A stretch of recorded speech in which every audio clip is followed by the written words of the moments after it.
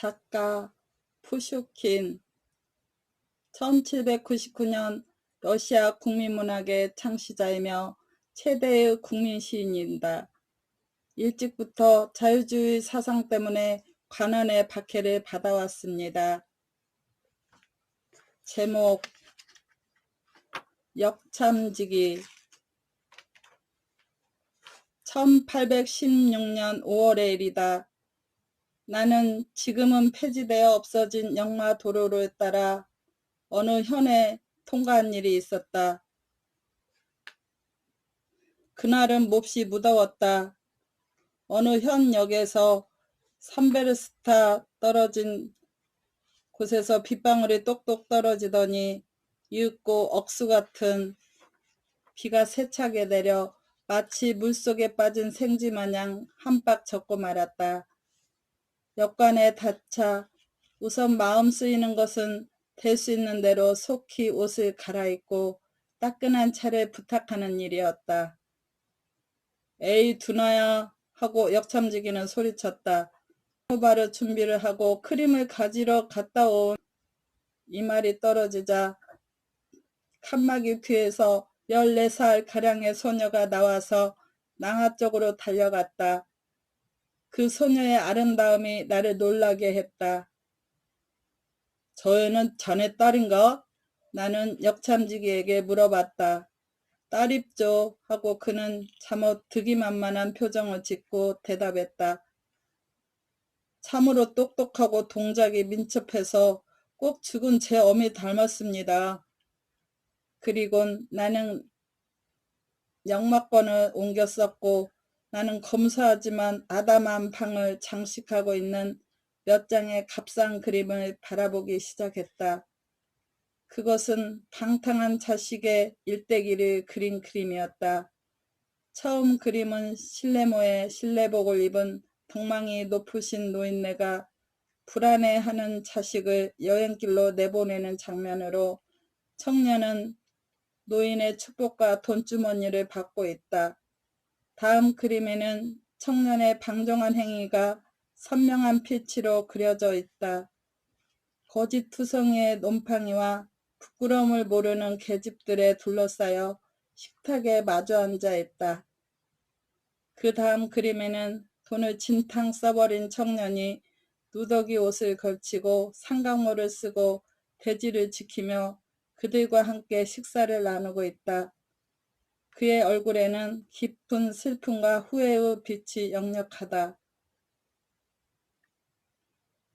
끝 그림에는 아버지 앞으로 돌아오는 장면이 그려져 있다.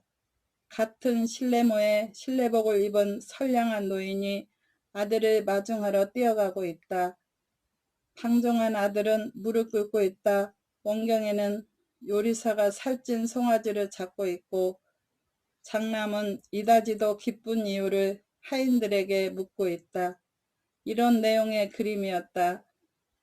그리고 그림 밑에다가 제각기 그 그림에 알맞은 독일어의 시가 있었다.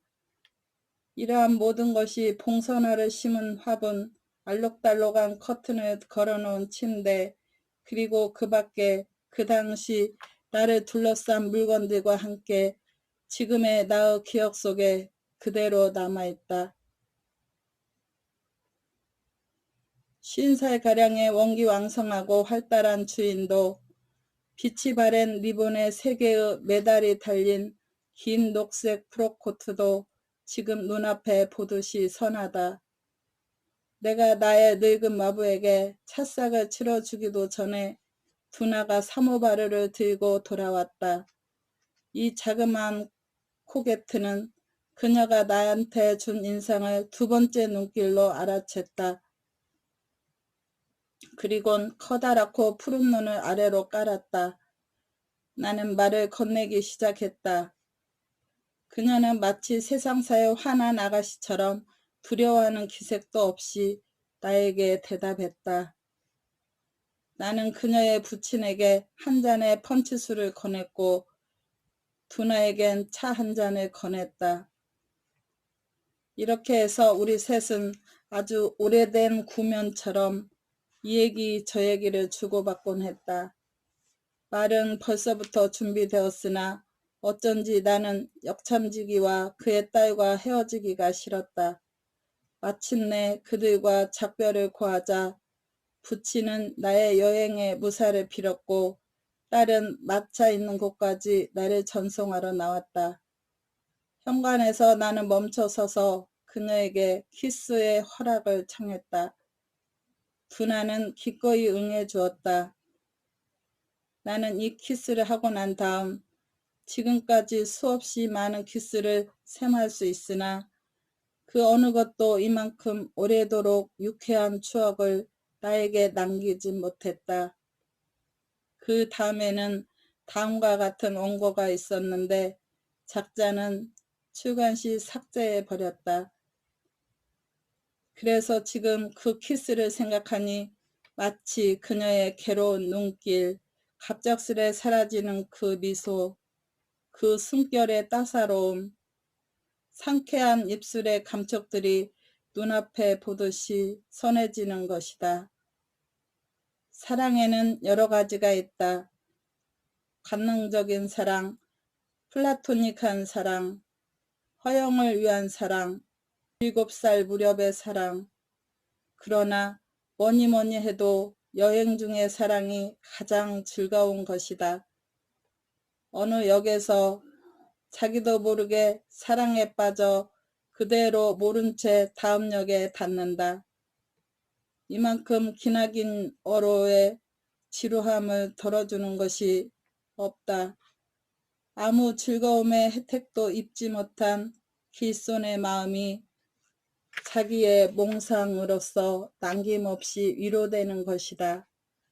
쓰디쓴 뒷맛을 남기지 않은 사랑, 홀가분한 사랑, 그것은 활달하게 우리들을 사로잡곤 사람의 마음에 권태감을 줄 겨를 없이 당도하고만 도시의 첫날 밤 숙박에서 자취도 없이 사라지고 만다. 그로부터 몇 해가 지나 나는 또 어떤 사정 때문에 바로 이 역마도로와 똑같은 장소를 지나게 되었다. 나는 늙은 역참지기의 딸을 생각해내고 다시 그녀와 만나게 되리라 생각하니 무척 즐거웠다. 그러나 한편 노년에 접어든 역참지기는 교체되지는 않았을까? 자칫하면 두나 더 추가했을지 모른다. 이런 생각이 불쑥 머리에 떠올랐다. 아니, 두 사람 가운데서 어느 한 분이 혹시 죽지는 않았을까 하는 생각마저 머릿속에서 번뜩 스쳤다.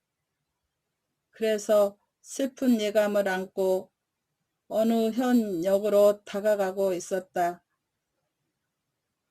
마차는 역관 앞에 멎었다. 방 안에 들어서자 곧 방탕한 자식의 일대기를 그린 바로 그 그림이 눈에 띄었다. 책상도 침대도 그전 그 자리에 놓여 있었다. 그러나 창가에는 이미 꽃도 없었고 사방은 뭔가 고색창연한 냉랭한 기운이 감돌았다. 역참지기는 외투를 덮어쓰고 자고 있었다. 나의 방문으로 그는 잠에서 깨고 몸을 일으켰다. 어김없는 삼선불인이었다. 아, 그는 얼마나 늙었는고. 나의 역마권을 옮겼을 동안 나는 허옇게 센 머리털, 한동안 수염을 깎지 않은 얼굴에 잡힌 깊은 주름살, 우부정한 등을 물끄러미 바라보았다. 3, 4년 동안에 그다지도 건강하던 청년이 이렇게도 허약한 할아범으로 변하다니 놀랄 밖에 없었다. 나를 알아보겠어? 하고 나는 물었다. 자네와 나는 오래 사귀어 온 친구라네. 그럴지도 모르죠. 그는 우울하게 대답했다. 이곳 길은 크니까요. 많은 분들이 들립죠. 두나는 잘 있나? 하고 나는 계속했다. 노인은 얼굴을 찌푸렸다. 알게 뭐람. 그럼 시집이라도 간게로군. 노인은 나의 말을 못 들은 체하며 계속 나의 역마권을 작은 소리로 잇고 있었다. 나는 질문을 걷어치우고 차를 끓이도록 일렀다. 호기심이 나의 마음을 뒤숭숭하게 하였다. 펀치술이 이 늙은 지기의 말문을 열어주기를 바랐다. 나의 생각은 틀리지 않았다. 노인은 권한 술잔을 사양치 않았다. 럼주가 그의 울적한 기분을 풀어줬음을 알아챘다. 두 번째 잔에 그는 입이 가벼워졌다. 그때야 나를 생각해냈음인지 아니 생각해낸 신용을 했는지 모르겠으나 여하튼 나는 그의 입에서 다음과 같은 이야기를 듣게 되었고 그 얘긴 그때 나의 흥미를 몹시 돋우어 주었고 나를 무척이나 감동시켰던 것이다. 그럼 나으리께서 우리 집 두나를 알고 계셨군요? 하고 그는 말문을 열었다. 참 그 애를 모르는 사람이 어디 있으려고? 아 두나 참한 계집애였지요. 이곳을 지나던 분들은 누구나 다 칭찬을 했습죠. 부인네들은 손수건이며 귀걸이며 선물을 주었습죠. 길을 떠나는 나으리들께서도 이제 점심 식사를 해야겠느니 저녁 식사를 해야겠느니 하는 구실을 만들어 일부러 발을 멈춰서 쉬었습죠. 실은 그 애를 좀 더 오래 바라보기 위해서였습죠. 아무리 골이 난 나으리라도 그의 앞이면 얌전해져서 상냥하게 저하고 얘기를 건넸습죠. 믿으실는지 모르겠소만 심지어는 타발꾼이나 전령 나으리들도 반시간이나 그 애와 얘기했습죠. 집의 살림살이는 그의 힘으로 꾸려갔어요. 정돈하는 일이나 음식을 만드는 일이나 하나에서부터 10까지 척척 해치웠습죠. 그래 이 늙은 바보는 언제 봐도 실증이 나지 않았고 한없이 즐거워 못 견딜 지경이었다오. 그래도 내가 두나를 사랑하지 않았단 말이에요. 집에 자식을 귀여워하지 않았단 말이요. 그 애가 이곳에서 살기 괴로웠단 말이요. 천만에. 그러나 사람이란 재난에서 피할 도리가 없더군요. 운명이 정해준 건 어쩔 도리가 없는가 보. 그리곤 자기의 슬픔을 자상하게 얘기하기 시작했다. 3년 전 어느 겨울 저녁 역참지기는 새 장부에다 괴선을 긋고 있었고 딸은 칸막이 저편에서 자기 옷을 바느질하고 있었을 때 한 대의 트로이카가 도착하였다. 첼케스 모자에 군인 외투를 입고 쇼를 뒤집어 쓴 여객이 말을 요구하면서 방 안으로 들어왔다. 말은 죄다 사방으로 퍼져나가고 없었다. 이 소리를 듣자 여객은 꽥 소리와 함께 채찍을 들어 올리려고 했지만 이런 장면에 익숙한 두나가 칸막이 뒤에서 홀짝 그 모습을 나타냈다. 그리곤 무엇을 드시지 않겠느냐고 애교 있게 물었다. 두나의 출연은 예전과 같이 그 효력을 발휘했다. 여객의 노여움은 가셨고 그는 말을 기다리기로 동의하고 밤참을 주문했다. 비에 흠뻑 젖어 축축해진 털이 선 모자를 벗고 쇼를 젖히고 외투를 벗어 던진 걸 보니 손님은 검은 코수염이 달린 젊고 골격이 짜인 경기 사관이었다. 그는 역참지기 옆에 자리를 차지하곤 그와 그의 딸과 유쾌하게 얘기를 주고받기 시작했다. 이윽고 밤참은 왔다. 그리고 그 사이에 말이 도착했다. 먹이를 주지 말고 곧장 손님의 포장마차에 있으라고 이르고 돌아와 보니 청년은 거의 의식을 잃고 걸상 위에 누워 있었다. 기분이 언짢고 머리가 지끈지끈 아파서 도저히 여행을 계속할 수 없다는 것이다. 어쩌면 좋지? 역잠지기는 그에게 자기 침대를 내어주었다. 그래도 여전히 환자의 병세가 좋지 않으면 이튿날 아침 시내로 의사를 데리러 사람을 보내기로 했다. 다음 날 경기사관의 병세는 더욱 악화되었다. 경기사관의 종복이 도시로 의사를 데리러 말을 타고 떠났다. 두나는 초에다 적신 손수건으로 그의 머리를 동여매곤 바느질감을 가지고 그의 침대 옆에 앉았다. 환자는 역참지기가 나타나기만 하면 신음소리를 내며 거의 한마디도 입을 떼지 않았지만 그러나 커피 2잔을 비우고 연상 앓는 소리를 하면서도 식사까지 주문했던 것이다. 두나는 한시도 그 곁을 떠나지 않았다. 두나는 손수 만든 레몬수의 컵을 가져왔다. 그리고 환자의 입술을 축축히 적셔 주었다.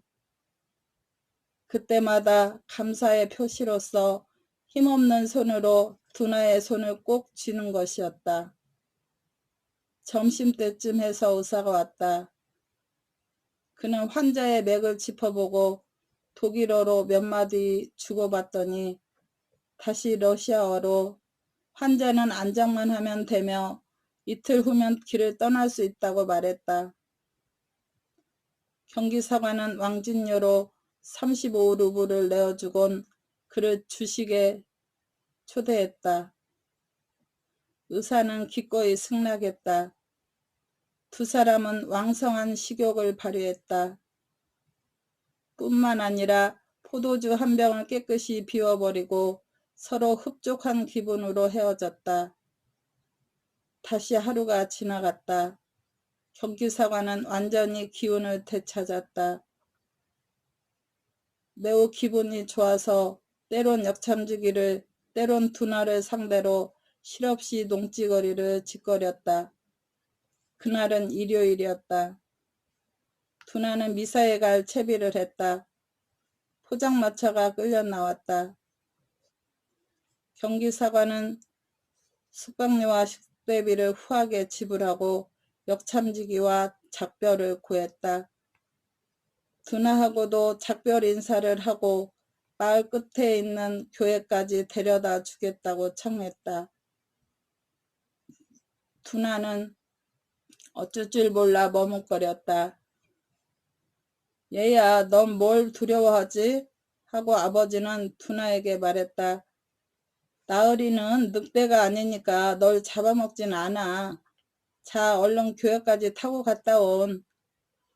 두나는 경기사관과 나란히 마차에 올라탔다. 중복은 앞자리에 앉고 이윽고 마부가 휘파람을 불자 말은 달리기 시작했다. 가련한 역참지기는 어떻게 해서 두나를 경기사관과 함께 태워 보냈는지, 어인일로 눈이 멀었는지, 그때 자기 이성은 어떻게 된 건지 통 알 길이 없었다. 반시간도 채 못되어 그 심장은 쑤시기 시작했다. 어떤 불안감에 못 이겨 그는 직접 미사에 갔다. 교회에 가까워지면서 이미 사람들이 흩어졌음을 알았다. 그러나 두나의 모습은 교회 울타리 안에도 회당 입구에도 보이지 않았다. 그는 성급히 교회 안으로 뛰어들었다. 사제는 이미 제단에서 나갔고 교회의 보제가 촛불을 끄고 있었다. 노파 둘이 아직도 구석자리에서 기도를 드리고 있을 뿐 두나의 모습은 보이지 않았다. 가엾은 역참지기는 울컥 치밀어 오르는 마음을 겨우겨우 가다듬고 보제에게 딸이 미사에 왔더냐고 물었다. 그는 오지 않았다고 대답했다. 역참지기는 살아있다는 생각마저 잃은 채 허덕허덕 집으로 돌아왔다. 그러나 실오라기에 희망이 남아있다. 혹시 두나가 젊은 나이에 경솔한 마음에서 자칫하면 자기 대모가 살고 있는 다음 역까지 타고 가지 않았을까 하는 생각이었다. 그는 가슴을 애는 듯한 흥분 속에서 딸을 태우고 간 트로이카가 오기를 기다렸다. 이윽고 날이 저물고 마부는 곤드레만드레 취해가지고 살인적인 소식을 안고 왔다. 두나는 경기사관과 함께 그 역에서 더 갔다는 것이었다. 노인은 이 불행을 이기지 못했다. 그는 그대로 그 전날 밤 젊은 사기꾼이 누웠던 침대에 눕고 말았다. 지금에야 이것저것 주워 모아 그 병은 꾀병이었음을 알았다. 가엾은 노인은 지독한 열병에 걸렸다. 그는 시내로 실려갔고 그 자리에는 임시로 다른 사람이 임명되었다. 경기사관에게 왔던 바로 그 의사가 그를 치료했다. 의사는 그 젊은 청년은 멀쩡했고 그는 그때 이미 그 간악한 기도를 눈치챘으나 그의 찌찌기 두려워 입을 다물었다고 말했다. 이 독일 사람이 사실 얘기를 하는지 그렇지 않으면 자기의 성견 지병을 자랑하고 있는지 어쨌든 어느 것이나 그 가엾은 역참지기를 위로할 수는 없었다. 병이 낫자 곧 그는 S현 역체국장에게 청원하여 2개월간의 휴가를 얻었다. 그리고 아무한테도 말하지 않고 도보로 딸을 찾으러 길을 떠났다. 역마권에 의해 기병대의 민스키는 스몰렌스크에서 페테르스부르크로 가는 도중임을 확인했다. 민스키를 태우고 간 마부의 말에 의하면 두나는 가는 도중 내내 울고 있었지만 스스로 바라는 마음도 없지는 않았다는 것이라 했다. 운이 좋으면 하고 역참지기는 생각했다. 나의 길 잃은 어린 양을 집으로 데려올 수 있을지 모른다. 이런 생각을 하면서 그는 페테르스부르크에 도착하자 이즈마일롭스키 연대 거리에서 옛 동료 테즈카사의 집에 거처를 잡고 수색에 나섰다. 이윽고 그는 민스키 기병대가 현재 페테르스부르크에 있고 제무토 여관에 머물고 있다는 것을 알아냈다. 역참지기는 그를 찾아보기로 결심했다. 어느 날 이른 아침 그는 그의 현관으로 가서 노병이 면회를 청한다고 대인님께 여쭈어 달라고 부탁했다. 사역병은 나무골에 끼운 장화를 닦고 있었다. 그는 나리께서 아직 주무시고 계셔서 11시 전에는 아무도 만나뵐 수 없다고 말했다. 역참지기는 일단 물러서서 다시 지정된 시간에 찾아갔다. 민스키는 실내복 차림에 빨간 둥근 모자를 쓰고 나타났다. 여보게, 무슨 용무지? 하고 그는 물었다. 노인의 마음은 갑자기 끓어올라 눈물이 왈칵 쏟아져 나왔다. 그는 떨리는 목소리로 겨우 대인님, 자비를 베풀어 주세요 라고 말했을 뿐이었다. 민스키는 힐끔 노인을 훑어보곤 갑자기 얼굴이 상기되었다. 그리곤 그의 손을 잡고 서재로 데리고 가서 등두에서 문에 자물쇠를 걸었다. 대위님 하고 노인은 말을 이었다. 짐차에서 떨어진 물건은 잃은 거나 다를 바 없지만 제발 우리 불쌍한 두나마는 돌려주십시오. 나으리께서는 그 애로부터 한껏 즐거움을 맛보셨으니 부질없이 그 애를 망치지는 말아주세요. 일단 저질러 놓은 일은 종전대로 되지 않는 법일세 하고 말하곤 청년은 매우 당황했다. 자네한텐 미안하게 생각하네. 그래서 기꺼이 자네의 용서를 빌겠어. 그러나 내가 두나를 버린다는 생각은 아예 갖지 말게. 그 애는 앞으로 꼭 행복할 걸세. 자네한테 맹세해도 무방하겠어. 그리고 그 애를 돌려준다고 해서 자네한텐 무슨 소용이 있단 말인가? 두나는 나를 사랑하고 있고 또 그 전에 신분 따윈 까맣게 잊어버리고 있단 말이야. 아무튼 자네건 그애건 일어날 일은 잊어버리지 못할 테지만. 그리곤 그는 옷소매 뒤에다 뭔가 쿡 쑤셔넣곤 문을 열었다. 역참지기는 자기도 깨닫지 못한 채 길거리에 나와 있었다. 한동안 그는 꼼짝 않고 그 자리에 서 있었지만 마침내 소매뿌리에 지폐뭉치가 들어있는 것을 깨달았다. 끄집어 내어보니 5루블과 10루블짜리 몇 장에 구겨진 지폐였다. 눈물이 또다시 그 눈에 핑 돌았다. 비분의 눈물이. 그는 지폐를 꽁꽁 뭉쳐서 땅 위에다 힘껏 내던졌다. 그리고 발 뒤꿈치로 마구 짓밟곤 걸어갔다. 몇 걸음 옮기다가 멈춰서 생각했다. 그리고 되돌아섰다. 그러나 지폐는 온데간데 없었다. 말쑥한 옷차림을 한 청년이 그를 보자마자 쪽으로 쏜살같이 뛰어가더니 그 위에 껑충 올라타곤 이랏 하고 고함쳤다. 역참지기는 그 뒤를 쫓지 않았다.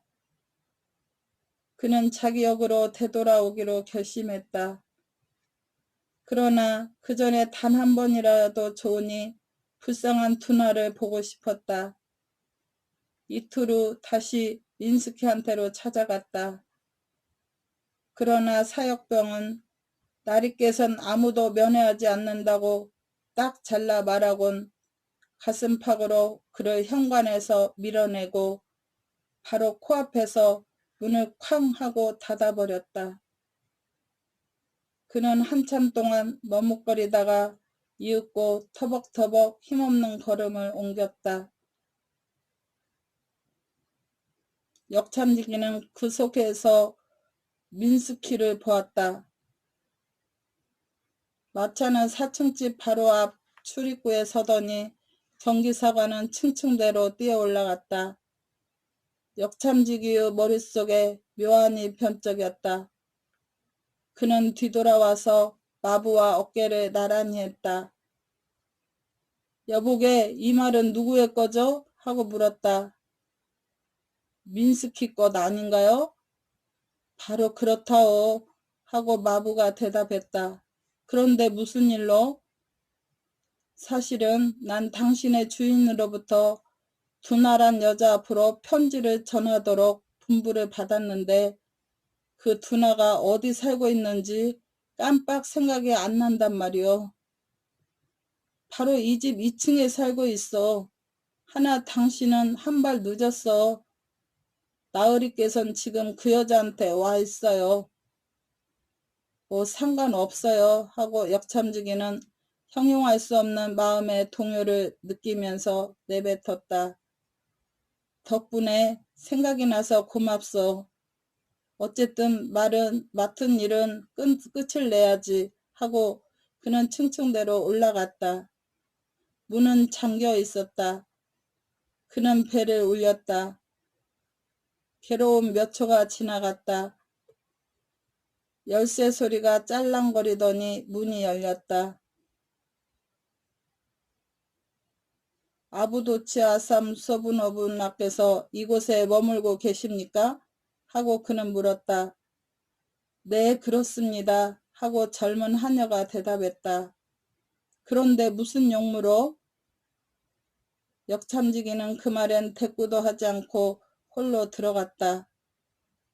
안 돼요, 안 돼요. 하녀는 뒤에서 소리쳤다. 아주머니에겐 손님이 계셔요.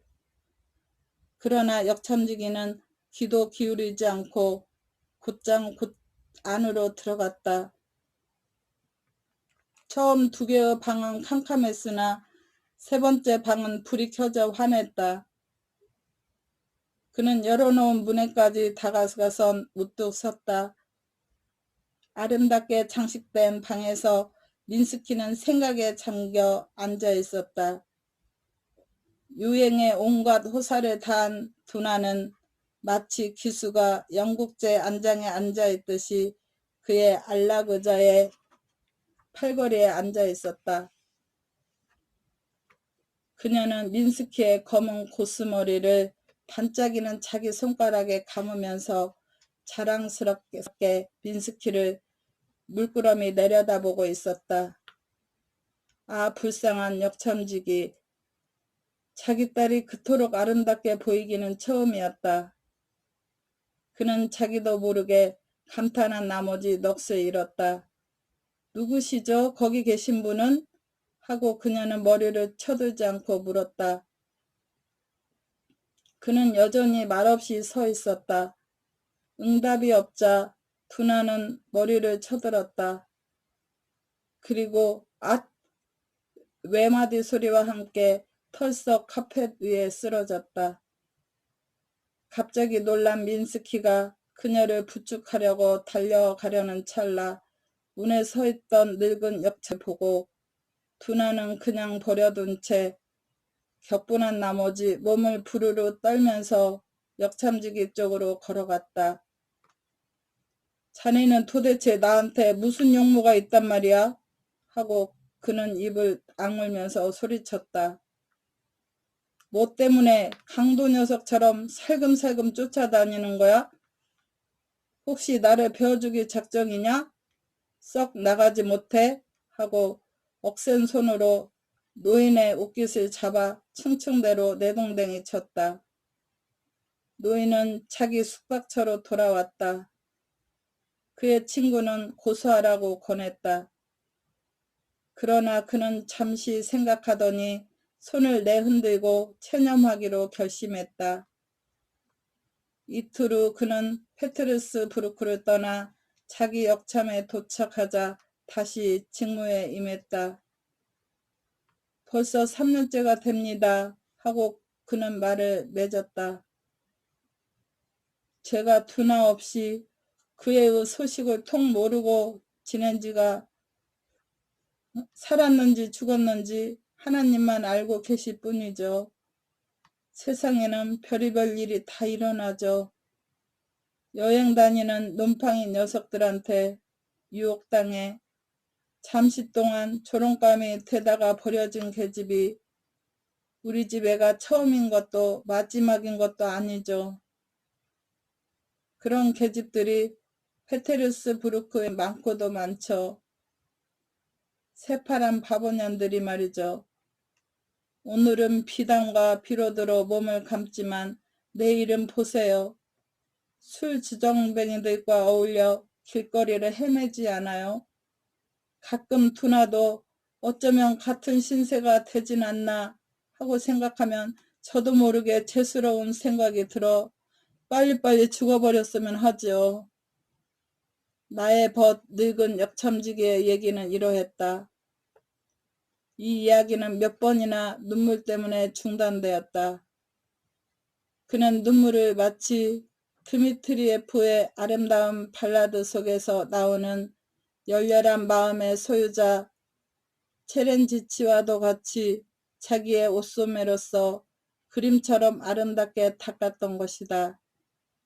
이 눈물의 일부는 그가 이야기하는 동안 5잔이나 기울인 펀치술에 의해 자극되었으리라.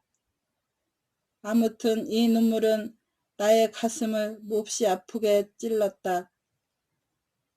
그와 헤어진 후에도 나는 오랫동안 이 늙은 역참지기를 잊을 수 없었고 오랫동안 가엾은 분화를 생각했던 것이다. 아주 최근에 S현 마을을 지나칠 때 나는 나의 옛 벗을 생각해냈다.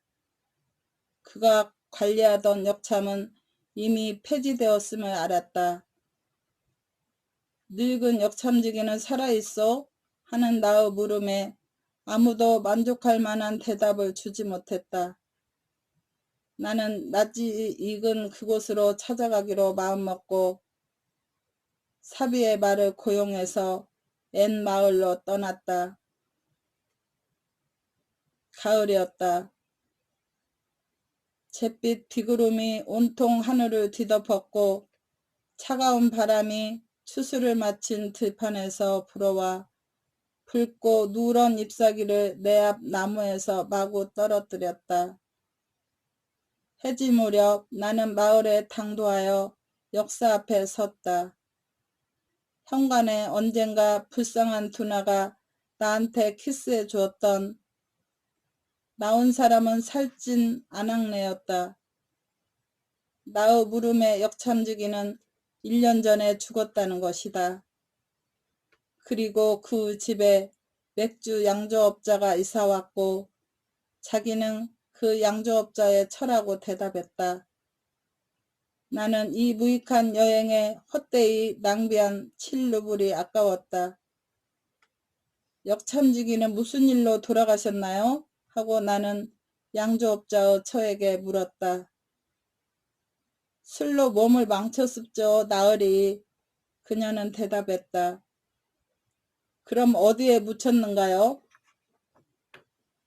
마을 밖 죽은 안사람 옆이지요. 그 무덤까지 안내해주면 안 되겠어요? 왜 안 되겠어요? 예, 바니카. 이젠 작자 고양이하고 놀고 이분을 묘지까지 안내해드려서 역참지기의 무덤을 알려드려라. 이 말이 떨어지자 누더기 옷을 입고 붉은 머리털에 애꾸는 눈인 사내아이가 내 앞으로 왔다. 이 소녀는 곧 나를 마을 밖으로 안내했다. 얘야, 넌 돌아가신 역참지기를 알고 있니? 하고 도중에서 나를 물었다. 알고 있고 말고요. 저한테 피리 만드는 법을 가르쳐 주었어요. 할아버지가 술집에서 나오시면 저희들은 할아버지 등도에서 할아버지, 할아버지 호두를 주세요 하고 애치면서 쫓아갔죠. 그러면 할아버진 저희들한테 호두를 나눠주셨어요. 내내 우리들하고 놀았어요. 나그네들 중에서 할아버지 기억하는 사람이 있더냐? 지금은 여행하는 분이 적어요. 관리들이나 이따금 들르지만 뭐 죽은 사람 따윈 염두에도 없어요. 참 그렇지. 금년 여름엔 어떤 아주머니께서 지나가다 역참지기 할아버지 얘기를 묻곤 그 무덤에 갔었어요. 어떤 아주머니던? 하고 나는 호기심에 차서 물었다. 아주 예쁜 아주머니였어요. 하고 소녀는 대답했다. 말 6피를 끌고 마차를 타고 오셨어요. 귀여운 어린애 셋이랑 유모와 삽살개랑 함께 왔죠. 역참지기 할아버지가 돌아가셨다고 하니까 울음을 터뜨리더니 어린애를 보고 얌전히 앉아있거라. 응? 엄마가 묘지에 다녀올게 하고 말했어요. 제가 안내해 드리겠다고 여쭈었더니 아주머니는 난 그 길을 알고 있어요 하고 말했어요. 그리곤 저한테 5코페이카 은전을 주었어요. 참으로 좋은 아주머니였어요. 우리들은 묘지에 닿았다. 울타리도 없이 벌거벗은 곳이었다. 사방에 나무 십자가들만 흩어져 있을 뿐 그늘을 지을 한 폭의 조그마한 나무도 없었다. 생전에 이같이 쓸쓸한 묘지를 구경한 일이 없었다. 바로 이것이 역참지기 할아버지의 무덤이에요.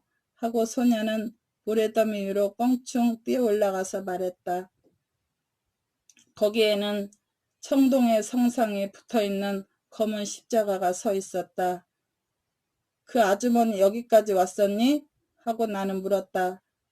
네, 왔어요. 하고 바니카는 대답했다. 전 멀리 떨어져서 봤어요. 아주머니는 여기서 털썩 넘어지더니 그냥 오랫동안 엎드리고 있었어요. 그리고 아주머니는 마을로 내려가서 신부님을 불러 돈을 주고 가버렸지만 저한테 5코페이카 은전을 주셨어요. 참 좋은 아주머니였어요.